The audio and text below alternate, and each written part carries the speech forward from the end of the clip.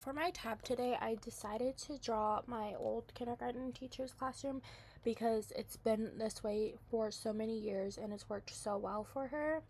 So she has her teacher's desk up in the corner of the classroom, and then the Promethean board with a rug in front.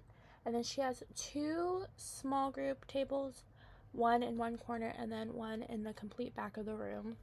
And then she has all her desks by the entry, and then all their cubby storage is there as well. And then she has a little library in the front. And this, I think, oh, and then an easel, which she does additional teaching on. And I think that this works really well because she can see everything, of course, but everything is like sort of spread out. So, like, children get to move throughout the classroom and feel comfortable. And then there's a lot of options and places to sit. Like, throughout the year, she would allow students to spread out and pick spots where they want to be to encourage them to do their work, and it actually really helps them. Um, so if we're talking about like literacy, this library is a great example. And then there's also like really comfortable places to sit. So, tab, you want to like have them like choose where they are and what they're really doing. And so they're able to pick any book that they want when it is time to do free reading. And it's really interesting as well because that they have some toys there too, so they can do play with those and like act out their book. And I'm pretty sure, I think I remember, she has like even like one of those like puppet show stands, which is really fun.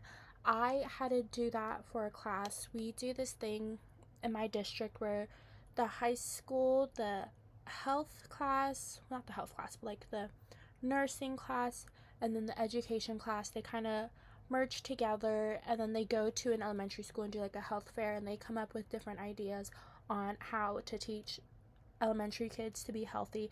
And me and my friend did a puppet show on how to keep your body healthy, how to be active, and it was really fun. The children had great learning time, and I think that's really invaluable because they learn really well by things that are funny. And then um, when she would do math, which this is a time I got to be a student aide when she had a second teacher because she had so many kids. But both of the the class would be split in half basically. So one teacher would take a group to the small group in the back, and then one would do the lesson in front. So this was mainly for the kids that needed a little bit more extra help. And she had a lot of tools in her classroom. She kept her manipulatives in the back here. So, those cubes, the counting bears, the little dots, and those whiteboard sleeves, so like the paper was inside, and then they would be able to take it out and switch day to day. And sometimes she would do centers within the groups as well, and that was really interesting to see. And it helped them just kind of explore math by themselves. They love the 10 blocks. They love those. Kids love taking stuff apart and putting them together.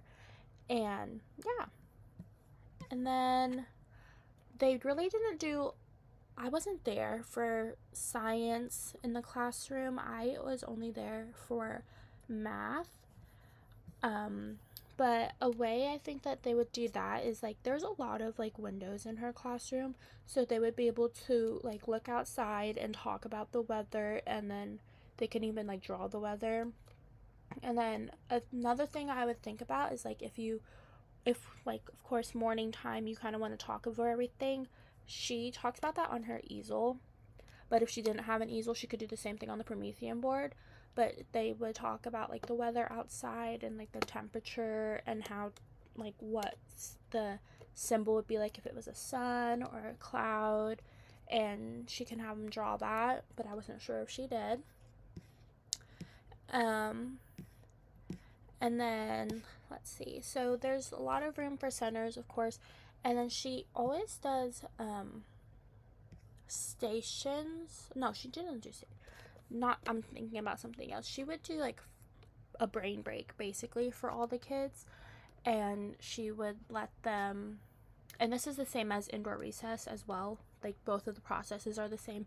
She would let them pick anything that they wanted to do and with so they could color, and she kept those supplies over here, and then they would have puzzles and different games that they could play with each other, which was really interesting. And it's so funny. This was so nice. It felt so like heartfelt to me, and I feel it felt the same to her. But I was doing a puzzle with a student, and she was like, "That's literally the puzzle that you used to do when you were in my class." And I was like, "That is so sweet." And then on Mondays, I believe, they would have the counselor come in and read to the students and, talk about bigger problems like their feelings or like bullying. And they would read a book, and then they would often have a worksheet or either a coloring worksheet. So they would sit on the rug, and then they would go back to their desks and do that as their uh, reflection at the end of the day. And I thought that was a really great way to wrap up the day.